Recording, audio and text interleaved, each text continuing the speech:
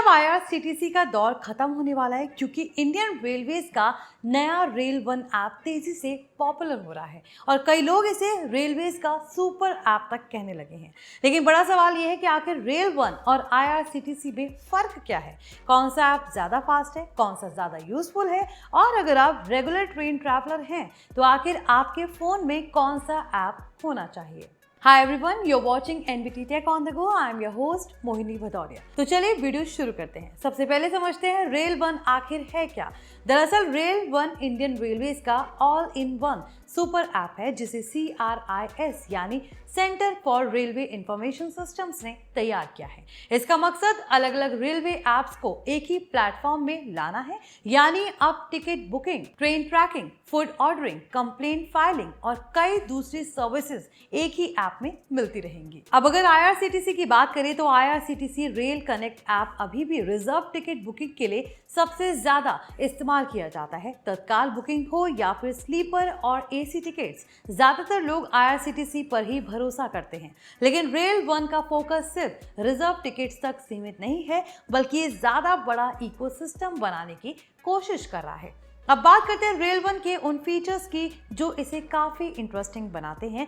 सबसे बड़ा फायदा यह है कि इसमें आप अनरिजर्व टिकट्स भी खरीद सकते हैं, यानी general coach, platform ticket, local ticket जैसी चीजें भी ऐप से बुक की जा सकती हैं। पहले इसके लिए यूटीएस ऐप इस्तेमाल करनी पड़ती थी, लेकिन अब रेलवे धीरे धीरे यूटीएस सर्विसेज को रेल वन में शिफ्ट कर रहा है। दूसरी बड़ी चीज, रेल वन में ओटीटी कंटेंट और एंटरटेनमेंट इंटीग्रेशन भी देखने को मिलता है, यानी यात्रा के दौरान एंटरटेनमेंट एक्सपीरियंस को भी इम्प्रूव करने की कोशिश की जा रही है। आईआरसीटीसी ऐप अभी भी ज्यादा ट्रेडिशनल बुकिंग एक्सपीरियंस देता है, जबकि रेल वन खुद को ट्रैवल सुपर ऐप की तरह पोजीशन कर रहा है। अब बात करते हैं स्पीड की। कई यूजर्स का कहना है कि रेल वन का रिस्पॉन्स काफी क्विक लगता है, खासकर सामान्य बुकिंग और जनरल टिकट जैसे फीचर्स में। हालांकि पीक आवर्स और तत्काल बुकिंग के दौरान आईआरसीटीसी अभी भी ज्यादा रिलायबल माना जाता है।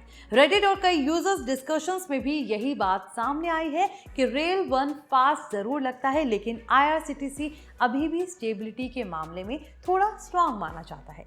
रेल वन का एक और बड़ा फायदा यह है कि आप स्टेशन से जनरल टिकट लेने जैसी कई सर्विसेज ऐप में ही कर सकते हैं, यानी क्यू में लगने की जरूरत कम हो जाती है। खासकर डेली कम्यूटर्स के लिए ये काफी यूजफुल फीचर बन सकता है। अब सबसे प्रैक्टिकल चीज, रेल वन में आप पहले से अपना पूरा प्रोफाइल सेव करके रख सकते हैं, यानी बार बार पैसेंजर डिटेल्स डालने की जरूरत कम पड़ती है। इसमें सिंगल साइन ऑन सिस्टम भी मिलता है और एग्जिस्टिंग आईआरसीटीसी और यूटीएस क्रेडेंशियल से लॉग इन किया जा सकता है। इसके अलावा रेल वन में live train tracking, PNR status, coach position, food ordering और रेल मदद इंटीग्रेशन भी मिलता है, यानी एक ही ऐप से काफी सारे रेलवे काम हो सकते हैं। यही वजह है कि इंडियन रेलवेज इसे वन स्टॉप रेलवे प्लेटफॉर्म की तरह प्रमोट कर रहा है। हालांकि इसका मतलब ये नहीं है कि रेल वन पूरी तरह परफेक्ट है। कई यूजर्स ने ऐप में बग्स, रॉन्ग प्लेटफॉर्म इंफॉर्मेशन और पेमेंट इश्यूज की शिकायत भी की है। कुछ रिपोर्ट्स में बताया गया कि कई बार ऐप स्लो हो जाता है और लाइव अपडेट्स डिले से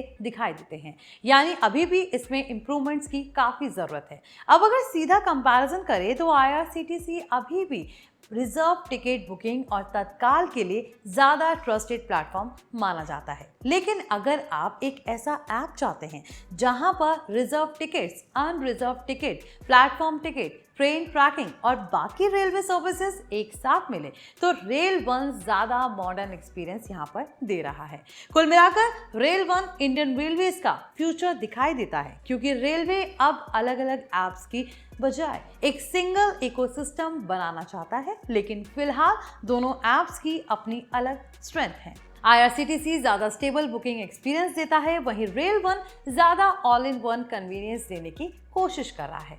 तो आई होप ये इन्फॉर्मेशन आपके लिए यूजफुल रही हो। अगर वीडियो पसंद आया हो तो इसे लाइक करें, ज्यादा से ज्यादा शेयर करें और हमारे channel NBT tech on the go को सब्सक्राइब कर लें।